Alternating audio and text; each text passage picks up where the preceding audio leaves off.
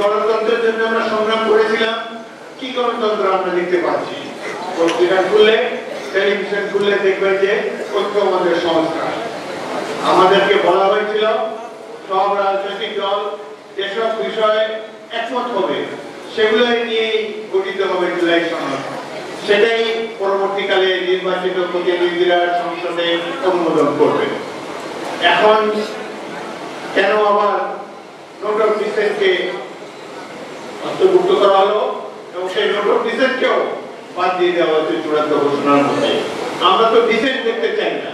যেসব বিষয়ে সব রাজনৈতিক দল ঐক্যমতে এসেছে তাদের থেকে গঠিত হবে এই জুলাই সনদ।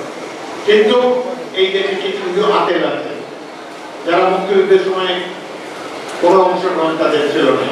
ঢাকা বিশ্ববিদ্যালয়, অন্যান্য বিশ্ববিদ্যালয় ভালোভাবে চলেছে। অনেক শিক্ষককে 14 ডিসেম্বর তারিখে হত্যা করা হয়েছে, কিন্তু যদিও তারা বাংলাদেশের পক্ষেই ছিলেন। কিন্তু দেশের 1% লোক সশস্ত্র মুক্তিযুদ্ধে অংশগ্রহণ করে নাই। তাহলে সশস্ত্র মুক্তিযোদ্ধার সংখ্যা হতো 7 কোটি মানুষের দেশ ছিল, 1 ছিল না মুক্তিযোদ্ধা। সাহসী লোক কম আছে সমাজে। আমরা ভাগ্যবান, আমরা সেই সাহসী তরুণ যুবকদেরকে দেখতে পেয়েছি। কিন্তু যেহেতু সৈনিক এবং ছাত্র জনতা রাজনৈতিক দলের নির্দেশ না মেনে বিদ্রোহ করে প্রতিরোধ যুদ্ধে জীবন দিয়ে বাংলাদেশ প্রতিষ্ঠা করেছে, যেহেতু তারা এলিট সমাজের অংশ নয়, এই জন্য তাদেরকে সমাজে এবং ইতিহাসে সম্মানের সাথে উল্লেখ করা হয়নি।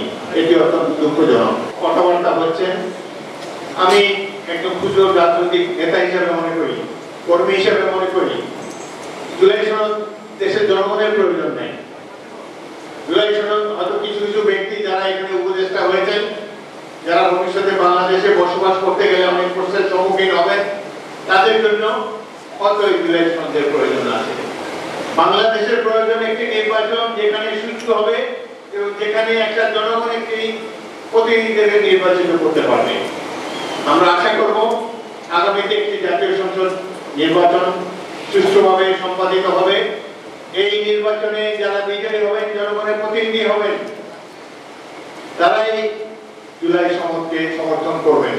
আমার দল বিএনপি জুলাই সনদকে সমর্থন করেছে, আমরাও এটি সমর্থন করতে বাধ্য। কিন্তু এটার মধ্যে এমন জিনিস ঢুকাবেন না যেটি নিয়ে আগে আলোচনা হয়নি, ঐক্যমত কমিশনের মিটিং এ আলোচনা হয়নি, সেসব জিনিসও চূড়ান্ত প্রশ্নের মধ্যে আমাদের সাথে দেওয়া হয়েছে, যেটি মহাসচিব একটু বলে আপনাদেরকে বলবেন। এই ধরনের সনদের আমাদের প্রয়োজন নাই। আমাদের প্রয়োজন একটা পার্লামেন্ট, যে পার্লামেন্ট আগামী দিনের ভাগ্য নির্ধারণ করবে, যে পার্লামেন্ট এই সনদকে বাস্তবায়িত করবে এবং আগামী দিনে গণতন্ত্রকে পরিপূর্ণভাবে বিকশিত করতে সক্ষম হবে। তাহলে এই ধরনের এই যে বিদেশ থেকে আমদানি করা কয়েকজন তথাকথিত পণ্ডিত ব্যক্তির পণ্ডিতের মাধ্যমে যে সমাবেশ, যেই সনদ বারবার আমরা দেখতে পাচ্ছি, সনদের কোনো প্রয়োজন নাই। প্রয়োজন একটি প্রতিনিধিত্বশীল জাতীয় সংসদ, সত্যিকারের জনপ্রতিনিধি যারা আগামী দিনে বাংলাদেশের ভাগ্য গড়ে তুলবে, তারা নির্ধারণ করবে আগামী দিনে বাংলাদেশের গতিপথ কি হবে। এমনকি নির্বাচনে যে কয়েকটি রাজনৈতিক দলের সাথে মিটিং এ ডাকা হয়েছে, এই রাজনৈতিক দলের কোনো অধিকার নাই এই দেশের ভবিষ্যৎ নির্ধারণ করার জন্য। তারা সাজেশন দিতে পারেন, সুপারিশ করতে পারেন, কিন্তু এটাকে চূড়ান্ত রূপ দেবেন নির্বাচিত ব্যক্তিরা আগামী জাতীয় সংসদে।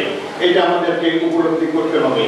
আপনারা এই আগামী দিনে জাতীয় সংসদকে সমর্থন করতে রাজি আছেন সবাই?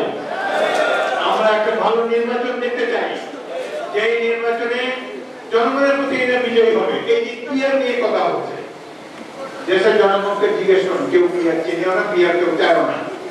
আমরা 100 বছর ধরে একজন ব্যক্তিকে নির্বাচিত করে আসছি, তারা ব্যক্তির কাছ থেকে, ভোটারের কাছ থেকে ক্ষমতা তুলে নিয়ে একটা রাজনৈতিক দলের কাছে সমর্পণ করতে চায়।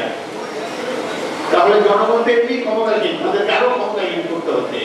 সুতরাং আমরা চাই বর্তমান যে ব্যবস্থা নির্বাচন হচ্ছে, সেই ব্যবস্থার মাধ্যমে যাতে নির্বাচন হয়।